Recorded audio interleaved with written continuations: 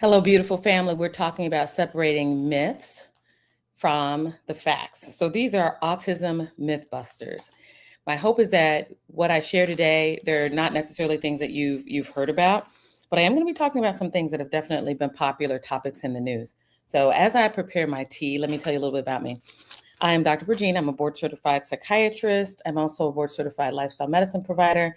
I've had some people ask me about that, and we'll do a whole talk on lifestyle medicine. And if you've seen anything on physical medicine or physical activity, nutrition, it's basically everything that we use to improve your life and potentially elongate your life from as healthy a possibility as we possibly can through the use of natural things that we would normally do maybe 1,000 years ago. So things like physical activity, nutrition, whole food, plant-based nutrition, all of those things are part of that. Stress prevention, social connectedness. We can connect with anyone on the world right now through social media, but how connected are we? We're at an epidemic time period of loneliness in this country, so certainly in the United States, but also for those of my colleagues that are over in Russia, Ukraine, Israel, yes, and Iran, all of the places where there's all kinds of interesting things going on. These are also places, because we're a global community, that people that I've trained with and gotten a chance to work with. So when I'm talking about Mythbusters today, just know that it comes from a place of having worked in multiple different places across this country, but also having the ability to volunteer, visit, and work with colleagues from all over the world. So, autism myth. Myth number one that I want to share is that people with autism, first of all, they don't have a certain look. They don't look a certain way. I have had people say, oh, in a very nice and polite way, come up and approach me and say, hey, I noticed that you have a son. If you don't mind me asking, is your son on autism spectrum?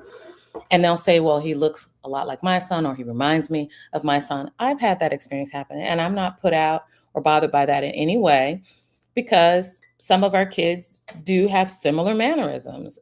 That's part of the condition. So if a person has repetitive movements or stereotypies in terms of their behaviors, yes, that can certainly look a certain way. But I've also seen people who are on the autism spectrum. You wouldn't necessarily know it. There's no physical test, right? That's not a part of the diagnosis. So I've seen people that have college degrees, master's degrees, doctorates, who are on the autism spectrum and have autism traits. So autism doesn't look physically a certain way. Now, you may notice certain people that look similar or behave similarly, as many people who are on the autism spectrum may behave a certain way. But guess what? Other folks that we used to call higher functioning, now we'll say, a level 1 autism, they have behaviors and mannerisms as well. You just probably don't know it because they might be doing it in private. Myth number 2 is that, well, I'm functioning just fine, so there's no way that I can have autism. Just because you're functioning, quote unquote, just fine or doing well overall doesn't necessarily mean that you're not on the autism spectrum. Just like a person who says, well, I may have depression, but I'm functioning very well, so I can't possibly have depression. No, no. The different things that we include in the DSM-5, the Diagnostic and Statistical Manual 5, that talks about autism, that talks about anxiety, sort of depression, ADHD, all of those things are in there. ADHD is another one. Autism and ADHD are very alike in that, where I know many, many people who have ADHD and they've been told, well, you can't possibly have ADHD. You're a doctor. You can't possibly have ADHD. You're a master's level person. You got an MBA. You were able to go through school. That's why I tell you, get the accommodations when they're in high school or before college, because once they go to college or even higher degrees than that, when we go to get diagnosis, sometimes it's, well, you can't possibly have that diagnosis because you're doing so well. Not true. Not true. Complete and total myth. Number 3, if you have autism, you can't possibly contribute to society. I'm going to stay here a while. So there was a newscaster who made a statement, and he said, well, all those homeless people should just be done away with. And he took some flack for that, but not a lot. It wasn't like he was fired or anything. But he took some flack, but not a lot. And I think that's very interesting because that's not very far away from during the 1920s, 30s, 40s, during that time period, definitely before the 60s, when it was thought that, well, people with a mental illness, they can't possibly contribute to society. So anyone who has them, and they can't possibly continue to, they're only using resources. They're only consuming resources. They're not adding. So certainly that means that since they're not adding to society, we should just subtract them from society. And so there were many people who had a mental illness, particularly people who were of color, particularly people who were Black females, for example, who without their consent they underwent procedures where they were sterilized. They were no longer able to have children. So this included Black women, and this also included a substantial population of people with mental illness, because the thought was, well, we certainly don't want them to get pregnant and then reproduce, because they're just going to reproduce more of their kind. And whether they were Black women or with a mental illness, their kind wasn't necessarily wanted at that time. So you saw institutions, or you saw people that they petitioned courts for long-term sterilization. Why am I talking about that? We're not far from there, people. And that's one of the reasons that the autism community has kind of been up in arms, because there have been these statements made that people with autism, people who are on the autism spectrum, they're just consumers of resources. They can't talk, they can't speak, they can't be productive, they have to be institutionalized, and they're just a waste of resources, a waste of protoplasm. So why don't we just do away with them? Let's lock them up. Let's get rid of them. Let's certainly not perpetuate their existence. Let's not provide needed resources, because the hope is that, I mean, come on, let's just be frank. If we don't provide needed resources to help these people live, then they're likely to not live. Well, if they don't live, why do I, as a person that controls a budget, for example, why do I care if they live or not live? Because it's better for me if they don't live. Let's just cut cards on the table. There's no purpose in allowing a person who doesn't contribute to society to live, and not my words, but the gist of what I'm seeing, because they can't give anything back to society. So let's just get rid of them. Let's not give funding to them so that they don't do well. Let's institutionalize them and possibly sterilize them so that they can't continue to reproduce and make more of their kind. So huge myth, because of course, people with autism are all along the different spectrum, right? You've got level 1, 2, and 3. Obviously, people with level 1 contribute back to society, obviously, because many of them work, play. Hello, have you heard of Silicon Valley? Most of the people who are into IT and fintech, very likely on the autism spectrum, right? I get to see some of them, and they will likely tell you, yes, I'm on the autism spectrum, and I definitely work better when I'm in isolation. I don't have to socially engage with other people, because that's when my brilliance can shine. Level twos, just as well. These are the folks that you are likely to see in your programs, and they're the people that might be, for certain folks, between a level 2 and a level 3. Yes, those are the folks that you're seeing in most of your stores that you're in and around, in your community, in your library, your grocery stores, in your restaurants. Those are the folks that might be serving you, or might be helping you get in and out of your car. They might be taking your shopping cart or greeting you at the door. They are 100% productive members of society. And even for your level 3s that you say, well, maybe they may never be able to work. Again, huge myth. Anyone can do anything if they put their mind to it and they have the right resources, okay? For good or for not good, they have the right resources, they can. So I want you to think about that, and the fact that we do have a group of people right now that legislation is targeting to eventually eliminate, okay? And it doesn't take a lot of imagination to figure that one out. So I want you to think about the fact that, in my opinion, is one of the most dangerous myths. Another myth is that if a person with autism is dysregulated, that we might need to move in and corral them, um, and detain them to keep them and other people safe. I'm going to say that's a myth because very often folks who are on the autism spectrum who have been in an abundance of training, more than likely, from the littlest littles, they've been in infants and toddlers, and then they've been in early intervention programs. More than likely, they've had ABA or RDI or some other kind of therapeutic program. Many of those programs that our kids are in teach one main thing: compliance. For good or for bad, compliance. Because you do need to comply in certain situations. For example, child, I need you to look left and then look right. No cars coming, then you can cross. You must comply with what I'm telling you right now, because for you to just dart out in the middle of the street could be dangerous. So you will learn how to look left, look right, no cars, then we cross. Okay. That's an example of compliance that is life saving. And for examples like that, those are the reasons that I would say compliance can be a good thing. And our kids and our adults can certainly be taught to comply with certain things.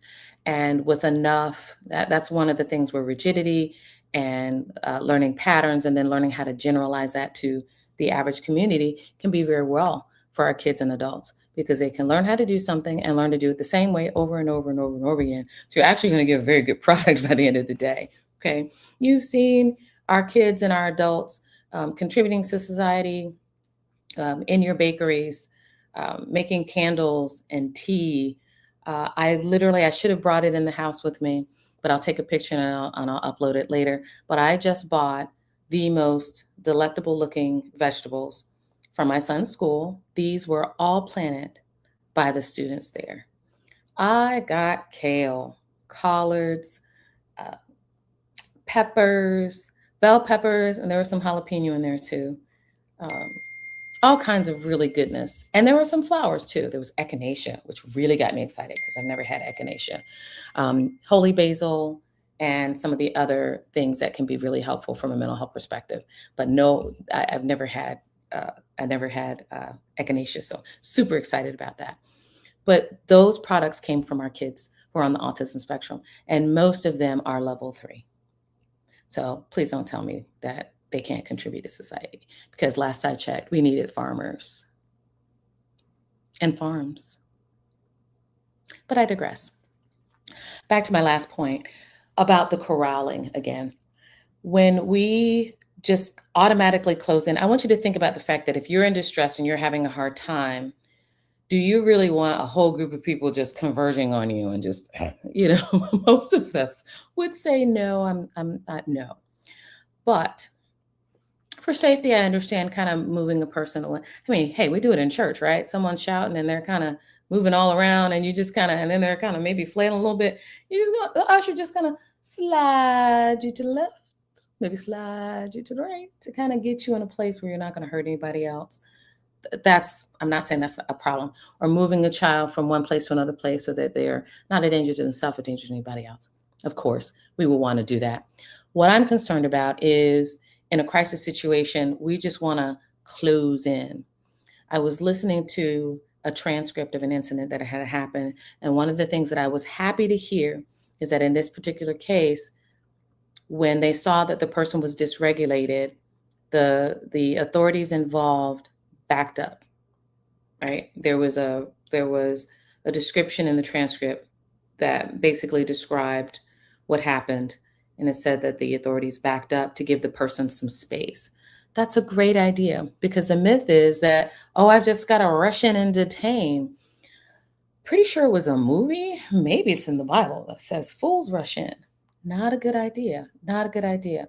You certainly want to make sure that the person is okay and safe. But there's something that I learned many, many years ago in working with special educators, something called high P, something called high P, high probability. That means that there's a high probability. I don't know why I don't want to say the word today. Let's have a cup of tea. That might be it. Mm-hmm. Tea makes everything better. And this strawberry and vanilla from Taylor's, super yummy. So high P, high probability. That means there's a high probability that you're going to get the person to do what you ask them to do, to comply. So if my son is very dysregulated, one of the first things my husband is going to say before he completely goes over, like there's something called edge plus one. If you see a person kind of edging to the edge, you want to kind of pull them back before they get to the edge, because once they get to the edge, there's no turning back.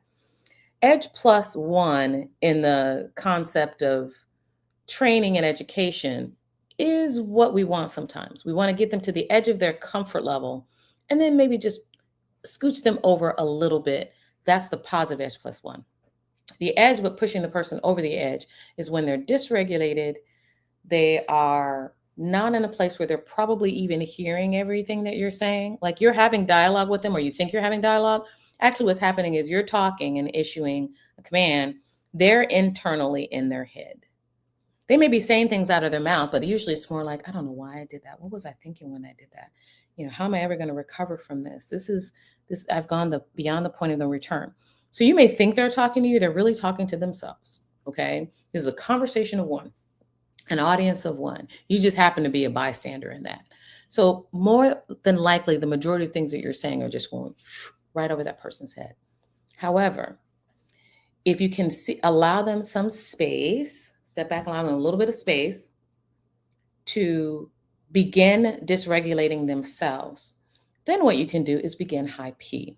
And with high P, that is basically where you are increasing the likelihood that they're going to hear you by issuing a command or a mand that is familiar and incredibly easy to do. Amir, clap your hands. Amir, touch your head. What color shirt are you wearing? Purple. Okay.